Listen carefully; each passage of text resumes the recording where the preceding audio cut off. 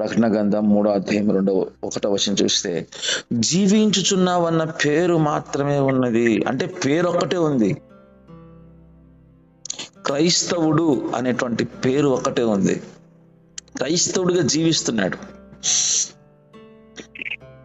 పేరు ఒక్కటే ఉంది, క్రైస్తవుడు అనే పేరు. మరి ఏం లేదు తెలుసా? కానీ నీవు మృతుడవే, యు ఆర్ నాట్ క్రిస్టియన్. పేరు ఉన్నది క్రైస్తవుడు అనే పేరు, కానీ ఎవరంటున్నాడు? నువ్వు క్రైస్తవుడిగా జీవిస్తున్నావు, క్రైస్తవుడు అనే పేరు ఉంది, కానీ నువ్వు మృతుడవే అంటున్నాడు. చూడండి ఎంత మాట అనేసాడు, ఎంత మాట. ఏంటి ప్రాబ్లం? ఎందుకు మృతుడివే అంటున్నాడు? క్రైస్తవుడిగా ఉన్నావు, మరి ఏం చేయలేదు. ఈ క్రైస్తవుడు ఏం చేయట్లేదు. క్రైస్తవుడిగా ఉండి క్రైస్తవ పేరు పెట్టుకొని క్రైస్తవుడు అనిపించుకొని మరి ఏమి చేయటం లేదు.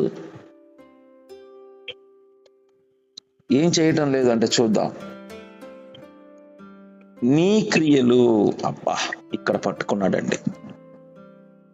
ఒక క్రైస్తవుడు లేదా ఒక విశ్వాసి క్రియలు దేవుడు పట్టుకుంటున్నాడు. క్రియలు, నీ క్రియలు, ఇవి చాలా ఇంపార్టెంట్.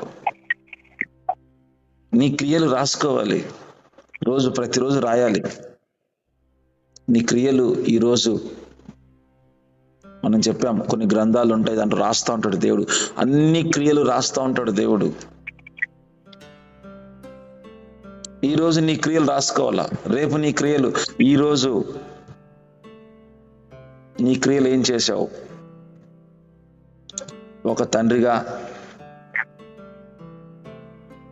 ఒక ఉద్యోగస్తునిగా నువ్వు ఏమేమి క్రియలు చేశావు? నీ క్రియలు అంటే నీ పర్సనల్ క్రియలు పక్కన పెట్టేసేయండి, అవి ఎట్లా చేస్తాం మనం. క్రైస్తవునిగా నీ క్రియలు చూస్తున్నాడు. ఒక క్రైస్తవునిగా, ఒక విశ్వాసిగా నీ క్రియలు ఎలా ఉన్నాయి? నీ క్రియలు నా దేవుని ఎదుట సంపూర్ణమైనవిగా నాకు కనబడలేదు. This is very important. చూడండి, అంటే ఒక క్రైస్తవునిగా నువ్వు ఉన్నావు, కానీ నీ క్రియలు ఏం పరీక్షిస్తున్నాడు దేవుడు? వీళ్ళ క్రియలు ఎలా ఉన్నాయంటే క్రైస్తవునిగా ఆ క్రియలు సంపూర్ణంగా లేవు.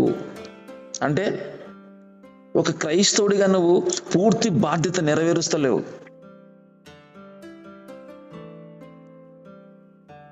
నీ బాధ్యత నెరవేరుస్తలేవు, నీ క్రియలు లేవు. క్రైస్తవుడైన పేరు ఒక్కటే ఉంది కానీ, సాక్ష్యం ఒకటే ఉంది కానీ క్రియలు లేవు. పూర్తిగా సాక్ష్యం ఉన్నది,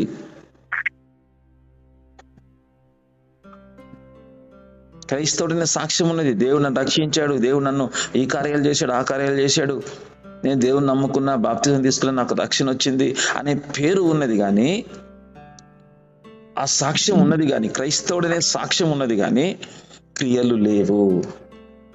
దిస్ ఈస్ ద ప్రాబ్లం. క్రియలు లేవు. ఎలాంటి క్రియలు?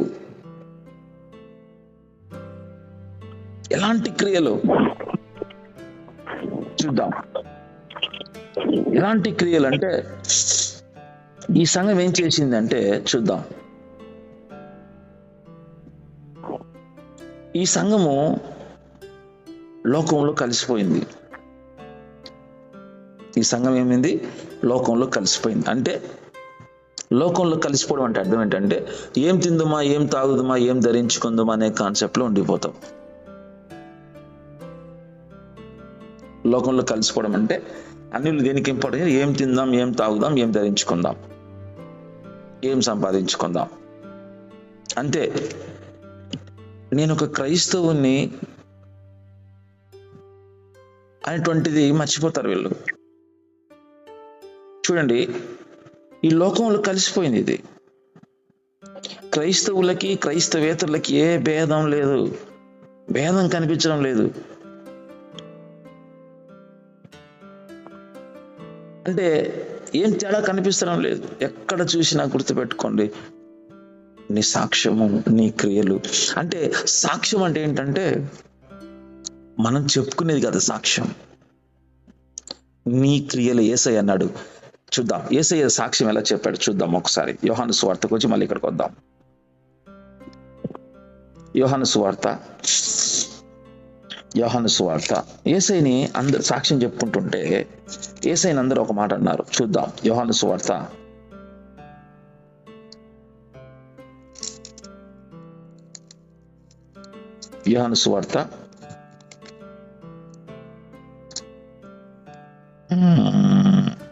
5వ అధ్యాయము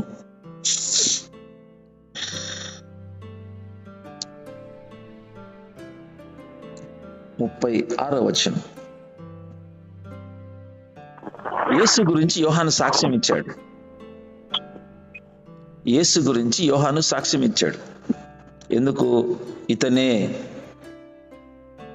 మెస్సయ్యా అని సాక్ష్యం ఇచ్చాడు. అయితే 36వ చదువుకుందాం. యోహాను సువార్త 5:36 వచనం చూస్తే, అయితే యోహాను సాక్ష్యం కంటే నాకు ఎక్కువైన సాక్ష్యం కలదు. ఎక్కువైన సాక్ష్యం కావాలి నీకు.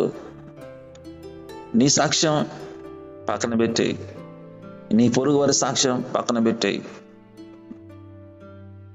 సాక్ష్యం చాలా ఇంపార్టెంట్. యేసుప్రభువు వారి సాక్ష్యం చెప్తుంటే సాక్ష్యం చెప్పాడు ఆయన, నేను తండ్రి యొద్ద వస్తున్నాను, నేనేం చెప్పాడు. కానీ యోహాను కూడా సాక్ష్యం చెప్తున్నాడు క్రీస్తు గురించి. అయితే యోహాను కంటే ఎక్కువైన సాక్ష్యం, నీకు ఎక్కువ సాక్ష్యం కావాలి. ఏంటి ఆ సాక్ష్యం? చూడండి, కలదు. అదేమనగా, నేను నెరవేర్చుటకు తండ్రి ఏ ఏ క్రియలు నాకు ఇచ్చి ఉన్నాడో, నేను నెరవేర్చుటకు ఏ ఏ క్రియలు నా తండ్రి నాకు ఇచ్చి ఉన్నాడో, నేను చేయుచున్న ఆ క్రియలే తండ్రి నన్ను పంపి ఉన్నాడని నన్ను గూర్చి సాక్ష్యం ఇచ్చుచున్నవి. హల్లెలూయా. ఆ క్రియలే సాక్ష్యం. నీ క్రియలు నీకు సాక్ష్యం ఇస్తాయి. సాక్ష్యం నీ క్రియలు. అందుకే నీ క్రియలు నేను ఎరుగుదును.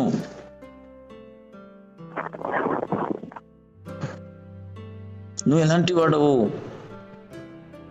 ఫస్ట్ సాక్ష్యం, బాప్తిజం తీసుకున్నావు, నమ్ముకున్నావు, రక్షించబడ్డావు. బాప్తిజం తీసుకున్నావు అనేటువంటిది నీకు సాక్ష్యం. నీళ్లు సాక్ష్యం ఇస్తాయి.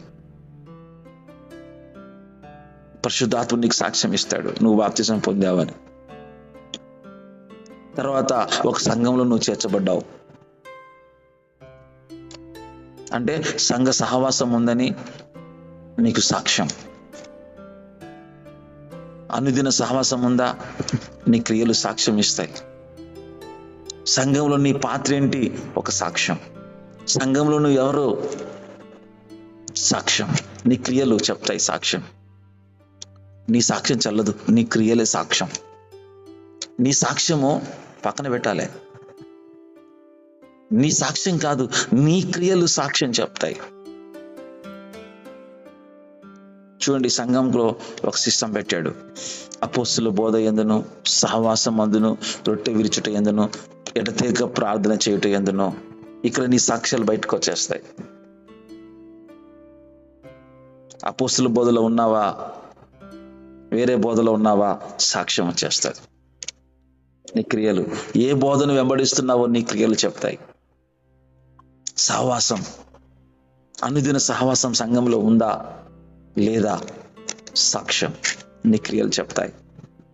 అలాగే రొట్టె విరచడంలో నువ్వు అందరితో కలిసి రొట్టెలో పాల్గొంటున్నావా? అందరితో కలిసి రొట్టెలో పాల్గొనాలి. సంఘమంతా కలిసి రొట్టెలో పాల్గొనాలి నేర్పించారు. సంఘమంతా కలిసి రొట్టెలో పాల్గొనాలి. ఇది చాలా ఇంపార్టెంట్. ఎందుకు చెప్పనా? మనందరము ఒక శరీరమై ఉన్నామని చెప్పేది క్రియ. మనందరం ఒకే శరీరం అని చెప్పడానికి ఈ క్రియ. ఖచ్చితంగా అందరం కలిసి రొట్టెలో పాల్గొనాలి. మేమంతా ఒక కుటుంబము, మేమంతా ఒకటే అని చెప్పడానికి, అందరం సంఘం అంతా రొట్టెలో పాల్గొనడానికి క్రియ. అదొక క్రియ, అది నోట్ అవుతుంది.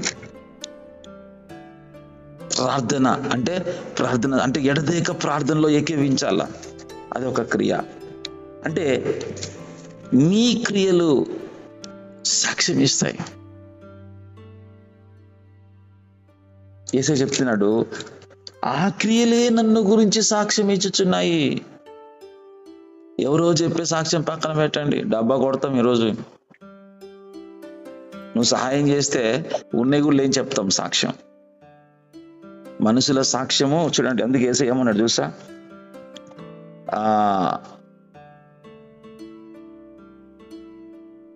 31 చదువుకుందాం. నన్ను గూర్చి నేను సాక్ష్యం చెప్పుకుని ఎడల నా సాక్ష్యము సత్యమే కాదు. నన్ను గూర్చి సాక్ష్యము చెప్పుకుని ఎడల నా సాక్ష్యము సత్యము కాదు. నా గురించి నేను సాక్ష్యం చెప్తే ఏం ప్రయోజనం అండి?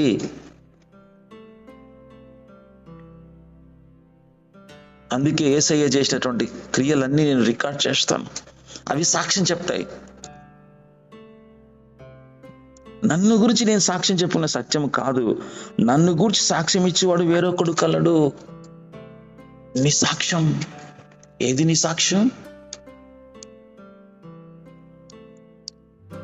నువ్వు చెప్పుకుంటున్నావా? నీ సాక్ష్యం నేను మంచోడిని, చెడ్డోని, మంచోనని. నీ పక్కనోడు ఏం చెప్తున్నాడు? సరే, నీ పక్కనోడు చెడ్డగా చెప్తున్నాడు, ఓకే, పక్కన పెడదాం. వాడు దుష్టుడు, చెడ్డ పక్కన. మరి నీ క్రియలు చెప్తాయి కదా. నీ క్రియలు నిన్ను గురించి సాక్ష్యం చెప్తాయి. చూడండి, వేరొకడు కలడు, ఆయన నన్ను గూర్చి ఇచ్చు సాక్ష్యము సత్యమని నేను ఎరుగుదును.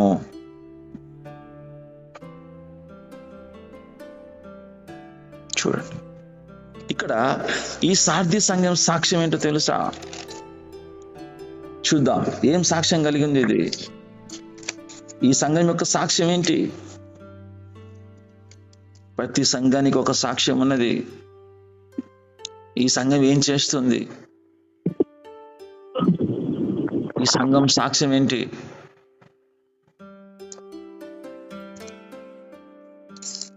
క్రియలు ఉన్నాయా? ఏం క్రియలు ఉన్నాయి? ఎలాంటి క్రియలు ఉన్నాయి? ఎలాంటి క్రియలు? ఎలాంటి క్రియలు ఉన్నాయి? అందుకే నీ క్రియలు నేను ఎరుగుదును అన్నాడు. ప్రకటన గ్రంథం 3వ అధ్యాయము చూద్దాం. నీ క్రియలు నేను ఎరుగుదును. ఏంటి ఎరుగుదును? 2వ వచనం, నా దేవుని ఎదుట సంపూర్ణమైనవిగా నాకు కనబడలేదు. అంటే దేవుడు నిన్ను ఏం చేయమని చెప్పాడో, నువ్వు ఏం చేస్తున్నావో, దేవుడు నీకు ఏ ఏ పనులు ఇచ్చాడు, నువ్వు ఏం చేస్తున్నావు,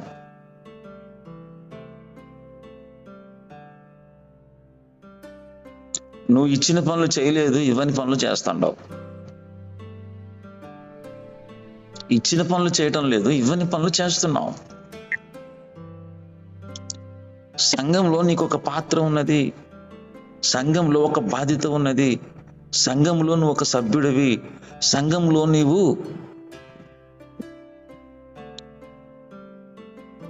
మరి ఏం పనులు చేస్తున్నావు? సాక్ష్యం.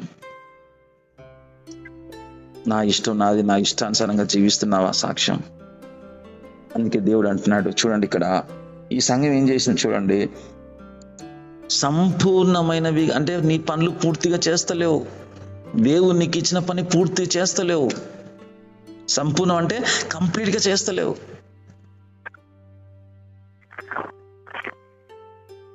కనుక జాగ్రత్తడవై ఏం చేయాలా? కనుక జాగరూకుడవై అంటున్నాడు, హెచ్చరిస్తున్నాడు దేవుడు. అవకాశం ఇస్తున్నాడు, హెచ్చరిస్తున్నాడు, అవకాశం ఇస్తున్నాడు. మళ్ళీ చూడండి ఎంత కృప కలిగిన వాడు. అందుకే కృప, దేవుని కృప ఎంత గొప్పదో చూడండి. హెచ్చరిస్తున్నాడు, అవకాశం ఇస్తున్నాడు.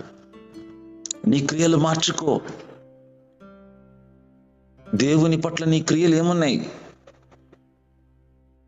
దేవుడు నీకు ఏ పని ఇచ్చాడు, నువ్వు ఏ పని చేస్తున్నావు? ఈ రోజుల్లో ఏమైపోయిందంటే చర్చీలు మార్చడం అయిపోయింది పని. ఈ సేవకుడు హెచ్చరిస్తే ఆ చర్చికి పోతాడు. అక్కడ హెచ్చరించే వాళ్ళు లేరు కదా, అక్కడికి పోతారు. అక్కడ హెచ్చరించే వాళ్ళు ఉండరు, పట్టించుకునే వాళ్ళు ఉండరు, ఎవ్వరు ఉండరు. కాబట్టి ఈ రోజుల్లో చాలా మంది విశ్వాసులు నేను చూశాను, చర్చీలు మారుతా ఉంటారు. సరే, సాక్ష్యం పోగొట్టుకుంటున్నారు చర్చి వాళ్ళు. చర్చిలో సాక్ష్యం సంపాదించాలి. నీ క్రియలే నీకు సాక్ష్యం ఇస్తాయి. ఇక్కడ చూడండి, ఇక్కడ ఈ సంఘాన్ని హెచ్చరిస్తున్నాడు దేవుడు. ఈరోజు హెచ్చరిస్తే మనుషులు తట్టుకోలే, వాళ్ళు మార్చుకోవడం లేదు. ఎందుకంటే మారు మనసు లేదు. మారు మనసు లేనోడు మార్చుకోలేడు. ప్రభు నాకు చెప్తున్నాడు, నువ్వు ప్రవచనాలు చెప్పాలి, స్వస్థతలు చేయాలి, అద్భుతాలు చేయాలి, కానీ హృదయాన్ని మార్చేటువంటి మెసేజ్ కూడా చెప్పాలి. హృదయాన్ని కడిగి వేసే మెసేజ్లు చెప్పాలి. తప్పును సరిదిద్దుకునే మెసేజ్లు చెప్పాలి. మారు మనసు పొందే మెసేజ్లు చెప్పాలి. పశ్చాత్తాపడే మెసేజ్లు చెప్పాలి.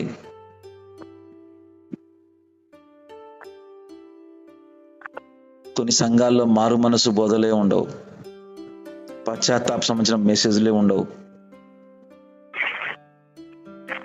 అందుకే వాళ్ళకు మారు మనసు గురించి ఏమీ తెలియదు. ప్రాచీన స్వభావము, నవీన స్వభావం చూసే మారు మనసు ఉందా లేదా చెప్పచ్చు. చూడండి, ఇక్కడ ఈ సంఘం గురించి చెప్పి మనం ముగించుకుందాం. మరి ఈ సంఘానికి ఏం చెప్తున్నాడు? హెచ్చరిక చేస్తున్నాడు, అవకాశం ఇస్తున్నాడు, కృపనిస్తున్నాడు. కృప అనేది ఏంటంటే ఒక కొత్త అవకాశం నీకు మళ్ళీ దేవుడు ఇస్తున్నాడు. ఏం చేస్తున్నాడంటే, ఈ సంఘం ఏం చేయటం లేదు, ఏం చేస్తుంది? ఏం చేయటం లేదంటే చూడండి, నీవు జాగరూకుడవై చావనై ఉన్న మిగిలిన వాటిని బలపరుచుము. ఏమంటున్నాడు? చావనై ఉన్నటువంటి మిగిలిన వాటిని బలపరుచుము. కొన్ని చచ్చిపోతున్నాయి, ఆత్మలు నశించిపోతున్నాయి. నీ చుట్టుపక్కల వారిని నశించిపోతున్నారు, నీ బంధువులు నశించిపోతున్నారు, నీ పొరుగు వారు నశించిపోతున్నారు, నీ సంఘంలో కొంతమంది నశించిపోతున్నారు, నీ సంఘం చుట్టుపట్ల కొందరు నశించిపోతున్నారు. నువ్వేమనుకుంటున్నావు అంటే ఇది అయ్యగారి పనిలే, నాకెందుకులే నువ్వు అనుకుంటున్నావు. అయ్యగారి పని నా పని కాదు, నేను వేస్ట్, సింపుల్, చర్చికి వస్తా వెళ్ళిపోతా నువ్వు అనుకుంటున్నావు. అందుకే దేవుడు చెప్తున్నాడు, నువ్వు మృతుడవే. అయ్యగారి పని అయ్యగారు చేస్తారు, మరి నా పని ఎవరు చేస్తారు? ఇది సేవకుల పని కాదు, సేవకుల పని మాత్రమే కాదు, సంఘం యొక్క మొత్తం పని. అందుకే అన్నాడు, జాగరూకుడవై. ఏం చేయమంటున్నాడు? జాగరూకుడవై ఏం చేయమన్నాడు? చావనై ఉన్న మిగిలిన వాణ్ణి బలపరచుము. ఈ సంఘానికి ఇచ్చిన బాధ్యత ఏంటంటే చచ్చిపోయే వారిని నువ్వు బలపరచాలి.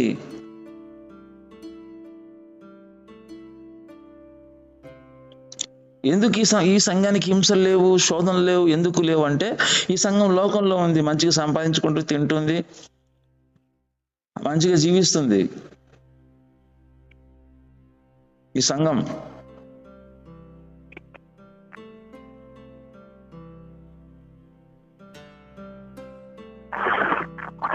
చూడండి. అయితే దేవుడు ఏమంటున్నాడు 3వ వచనంలో, ఈ సంఘానికి ఇచ్చిన బాధ్యత ఏంటంటే చావనై ఉన్న వారిని బలపరచు, చావనై ఉన్న వారిని బలపరచు. ఈ సంఘానికి ఇచ్చిన బాధ్యత. చచ్చిపోయిన వారికి సువార్త చెప్పు, చచ్చిపోయిన వారిని బతికించు, చచ్చిపోయిన వారిని క్రీస్తుకు తీసుకొనిరా. చేస్తున్నారా?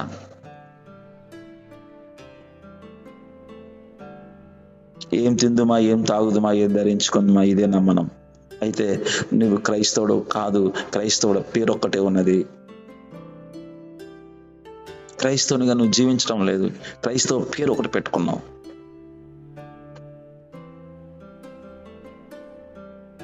దేవుడు ఏమన్నాడు చూడండి. అయితే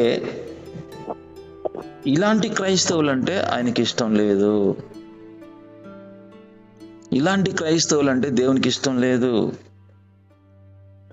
అందుకే దేవుడు వాళ్ళకి ఏమైనా ఆదేశిస్తున్నాడు, ఆజ్ఞయిస్తున్నాడు, ఆదేశిస్తున్నాడు. ఇది హెచ్చరిక కాదు, ఆదేశం, ఆజ్ఞ. ఏంటో తెలుసా? నువ్వు మేలుకో, కళ్ళు తెరుచుకో, బుద్ధి తెచ్చుకో. ఏం చేయాలి తెలుసా? బుద్ధి తెచ్చుకో, మేలుకో, మనసు మార్చుకో, దేవుని కొరకు పని చేయి. ఏం చెప్తున్నాడు చూద్దాం. అలా చేయకపోతే ఏం చెప్తున్నాడు, చేస్తే ఏమవుతా చెప్తున్నాడు. అలా చేయలేదనుకోండి ఏం చేస్తాడు చూద్దామా? అలా చేయకపోతే ఏమవుతాడంటే సాతాను వారిని మింగేస్తాడు.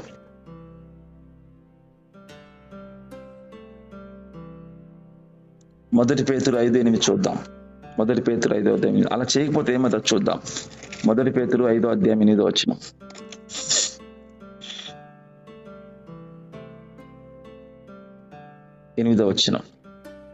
నిబ్బర బుద్ధి గల వారై మెలకుగా ఉండండి.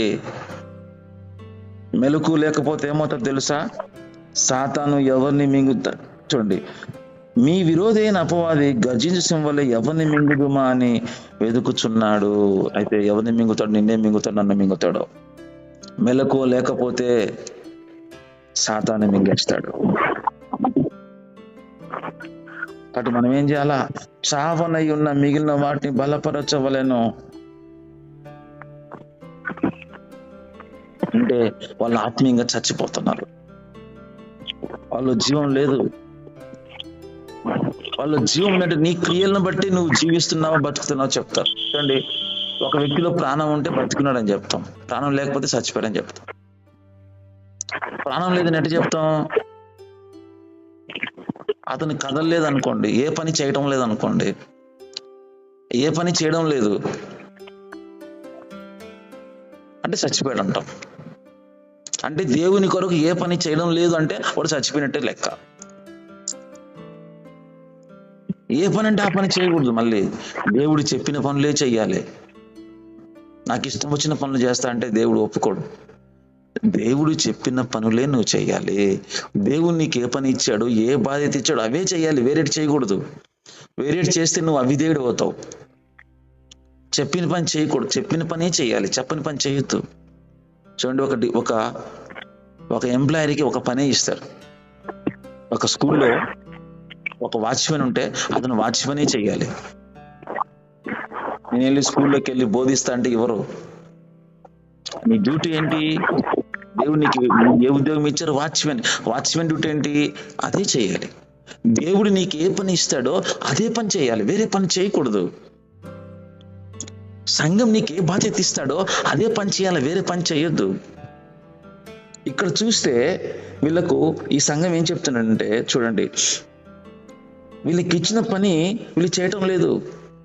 అంటే పని చేయని వాళ్ళు ఏంటంటే క్రియలు లేని వాళ్ళు మృతులే దేవుని దృష్టిలో. విశ్వాసం ఉంది, క్రియలు లేవు. క్రైస్తవుడు ఉన్నాడు, క్రైస్తవుని తగ్గ క్రియలు లేవు. సంఘాన్ని బలపరచాలి, సంఘం కోసం సహకరించాలి, సంఘంలో పాలిభాషలు అవ్వాలి, సంఘంలో ఉండి సువార్త చెప్పాలి, సంఘం కొరకు ప్రయాసపడాలి. ఏమీ లేవు క్రియలు, ఏమీ లేవు. చర్చికి రావడం, వెళ్ళిపోవడం, వస్తాం అంటారు రామాది కూడా.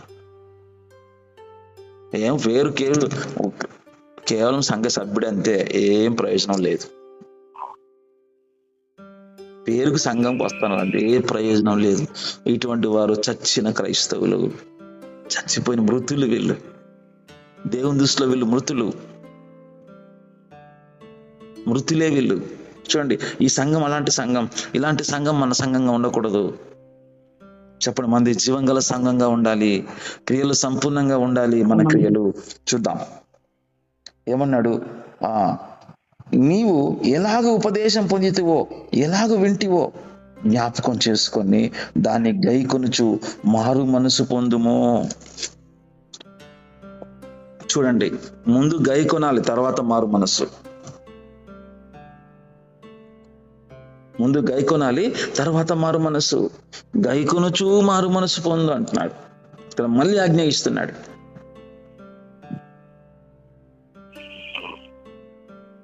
లేకపోతే ఎలా వస్తా? దేవుడు లేకపోతే దొంగవలే వస్తాను అంటే ఇంకా నువ్వు దేవుని మర్చిపోయినట్టు లెక్క. దేవుని గురించి నీకు తెలియదు, దేవుని స్వరం వెళ్ళలేవు, దేవుని దర్శనాలు ఉండవు. దొంగవలే వచ్చేస్తాడు దేవుడు. ఏ గడిలో వస్తా తెలియదు, వారికి తీర్పు తీరుస్తాడు. ఇక్కడ అంత్య తీర్పు గురించి మాత్రం మాట్లాడడం లేదు, ఈ జీవిత కాలంలో కూడా తీర్పు ఉంటుంది నీకు. ఇక్కడ తీర్పు తీరుస్తాడు, అక్కడ తీర్పు తీరుస్తాడు దేవుడు. కాబట్టి ప్రతి సంఘంలో ఇలాంటి క్రైస్తవులు ఉంటారు. జాగ్రత్తగా ఉండాలా, మెలకుగా ఉండాలా, సంఘం కొరకు పని చేయాలా, సంఘంలో ప్రముఖ పాత్ర. నీ క్రియలు రాసుకోవాలా. ఈరోజు నేను ఏ క్రియలు చేశాను దేవుని కొరకు, ఈరోజు ఎంతమందికి సువార్త ప్రకటించాను, ఈరోజు ఎంతమంది కొరకు ప్రార్థన చేశాను, ఈరోజు ఎంతమందికి సంఘానికి నడిపించాను, ఈరోజు ఎంతమందిని బలపరిచాను, ఎంతమంది కొరకు కన్నీరు కార్చాను, ఈరోజు నేను క్రీస్తు పని ఏం చేశాను, ఈరోజు దేవుని పని చేశామా చేయలేదా,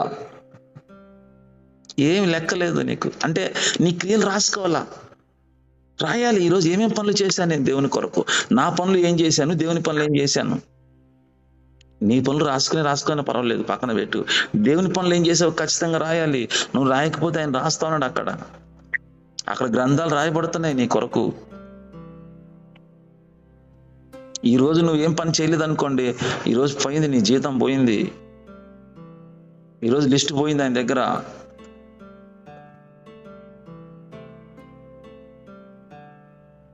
కాబట్టి దేవుడు చెప్తున్నాడు, అలా ఉండకపోతే ఏం చేస్తాడంట చూడండి. దొంగవలి మీ దగ్గరికి వచ్చి తీర్పు తీరుస్తాను. 5వ వచనం, జయించువాడు అలాగూ తెల్లని వస్త్రం ధరించుకొని జీవ గ్రంథములో నుండి వాని పేరు ఎంత మాత్రము తుడిచిపెట్టక.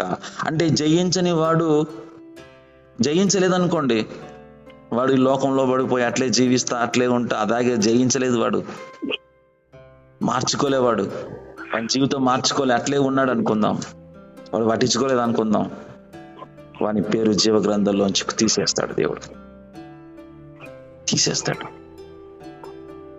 క్యాన్సెల్, రిమూవ్ చేయబడుతుంది, డిలీట్ చేయబడుతుంది, జీవగ్రంథంలో వాని పేరు పోతుంది. క్రైస్తవుడిగా ఉన్నంత మాత్రాన నా పేరు ఉంటుందిలే శాశ్వతంగా అనుకుంటున్నాడేమో. ఇక్కడ ఈ సంఘం చెప్తున్నాడు, నువ్వు అలా జీవించకపోతే, క్రైస్తవుడిగా జీవించకపోతే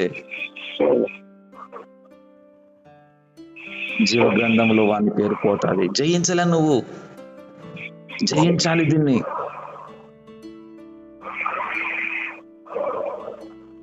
చూడు, జయించిన వాడికంట జీవ గ్రంథంలో నుండి అతని పేరు, ఆ పేరు ఎంత మాత్రము తుడిచిపెట్టక నా తండ్రి ఎదుటను ఆయన దూతల ఎదుటను అతని పేరు ఒప్పుకొందును. అబ్బా, అక్కడ నువ్వు క్రైస్తవుడి కాదు, అన్యుడివే. నువ్వు ఇక్కడ జయించావనుకోండి, నువ్వు క్రైస్తవుడిగా నీ పేరు నిన్ను ఒప్పుకుంటాడు, అక్కడ నిన్ను పొగుడుతాడు ఆయన, నీ క్రియలని చెప్తారు అక్కడ. కాబట్టి జయించాలి, మనం లోకాశలను జయించాలి, లోకం నుండి శ్రమలను జయించాలి. కాబట్టి కళ్ళు మూసుకుందాం. హల్లెలూయా. జయించాలి, క్రీస్తు కొరకు జీవించాలి, క్రీస్తు కొరకు బతకాలి, క్రీస్తు కొరకు పని చేయాలి. దేవుడు నీకు ఇచ్చిన పనులు తెలుసుకోవాలి. దేవుడు ఏ ఏ పనులు నీకు ఇచ్చాడో, ఏ ఏ పనులు చేయమంటున్నాడో, ఏ ఏ పనులు చేయడానికి నీకు దేవుడు కృపనిచ్చాడో అవన్నీ చేయకపోతే జీవ గ్రంథంలోంచి నీ పేరు తుడిచే అవకాశం ఉన్నది. జాగ్రత్త. ప్రభువుని మారు మనసు పొందంటున్నాడు ఈ సంఘానికి. గైకొను అంటున్నాడు. గైకొనుచు మారు మనసు పొందు అంటున్నాడు. ఈ సంఘానికి గైకొనుచు మారు మనసు పొందు.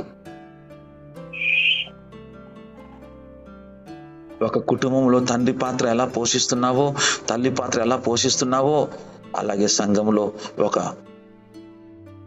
ఒక పాత్రను పోషించాలి. ప్రధానమైన పాత్ర పోషించాలి. సమాజంలో ఒక క్రైస్తవునిగా సంఘంలో ఒక పాత్ర పోషించాలి. సమాజంలో ఒక పాత్ర పోషించాలి. నువ్వు క్రైస్తవుడిగా కుటుంబంలో పోషిస్తున్నావు, ఓకే, మరి సంఘంలో అలాగే సమాజంలో పోషించబడాలి. కుటుంబంలో ఒక క్రైస్తవుడు నువ్వు, సంఘంలో ఒక క్రైస్తవుడివి, సమాజంలో ఒక క్రైస్తవుడివి. కుటుంబంలో నువ్వు క్రీస్తుకు లోబడి కుటుంబంలో ఒక సాక్ష్యం సంపాదించాలి, సంఘంలో ఒక సాక్ష్యం సంపాదించాలి, సమాజంలో ఒక సాక్ష్యం సంపాదించాలి.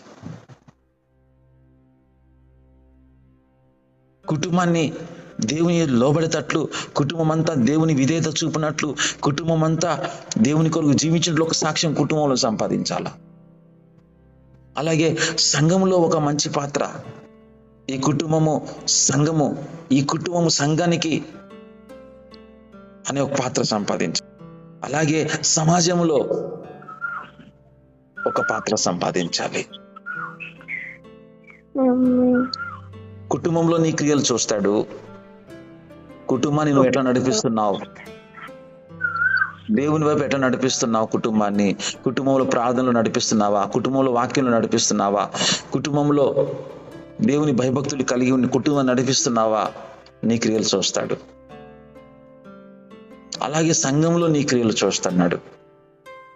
అలాగే సమాజంలో నీ క్రియలు ఏంటున్నాయి, సమాజంలో నువ్వు ఎలా సమాజంలో సాక్ష్యం చెప్తున్నావా అన్యులకు, సమాజంలో పేదలను ఆదరిస్తున్నావా, విధురాలకు సాయం చేస్తున్నావా, దిక్కులేని వారికి బలపరుస్తున్నావా, చచ్చిపోయిన వారిని సువార్త ప్రకటిస్తున్నావా, అక్కడ సాక్ష్యం. ఈ 3 సాక్ష్యాలు నీకు లేకపోతే నీ క్రియలు లేవు. దేవుని దృష్టిలో నువ్వు చచ్చిపోయిన వాడివే. జాగ్రత్త పడదాం, మారు మనసు పొందుదాం. ప్రభువా సహాయం చేయి. ఒక అన్యుల్లాగా జీవిస్తున్నానా, క్రైస్తవులాగా జీవిస్తున్నానా? ప్రభువా సహాయం చేయి, నన్ను క్షమించు. నేను వీటిని జయించాలి. లోకాశలు, లోక శ్రమలు, లోక బంధకాలను జయించాలి. ప్రభువా నాకు సహాయం చేయి, కృప చూపు తండ్రి. అయ్యా నా సాక్ష్యం, నా క్రియలు ఎలా ఉన్నాయి ఇప్పుడు? సంపూర్ణంగా కనపడుతున్నాయా? సంపూర్ణంగా కనబడకపోతే జీవ గ్రంథంలో నా పేరు తుడిచేయబడుతుంది. నాయనా నా క్రియలే నన్ను గురించి సాక్ష్యం ఇస్తున్నాయి. నా తండ్రి, నా పరిశుద్ధాత్మను సాక్ష్యం ఇస్తాను నీ గురించి. నా మనస్సు మార్చు. క్రైస్తవుడు పేరు కాదు నాయన, క్రైస్తవుడిగా జీవించాలి నాయన. ఇటు కృప నాకు దయచేయి. నీ సహాయం ఎల్లవెల్ల దయచేయి. నీ ఆత్మతో నన్ను నడిపించు. నన్ను నిజమైన క్రైస్తవులాగా జీవించే భాగ్యము, కృప నన్ను అనుగ్రహించమని ఎల్లప్పుడు నన్ను హెచ్చరించు. ఎల్లప్పుడు నన్ను సరిచేయి. ఎల్లప్పుడు నన్ను హెచ్చరించు, ఎల్లప్పుడు సరిచేయి, ఎల్లప్పుడు నాకు సహాయం చేయి, ఎల్లప్పుడు నాకు బోధించు, ఎల్లప్పుడు నన్ను నడిపించు తండ్రి. ఇట్టి కృప నా అందరికీ దయచేయమని యేసు నామములో ప్రార్థన చేస్తున్నాము తండ్రి. ఆమేన్.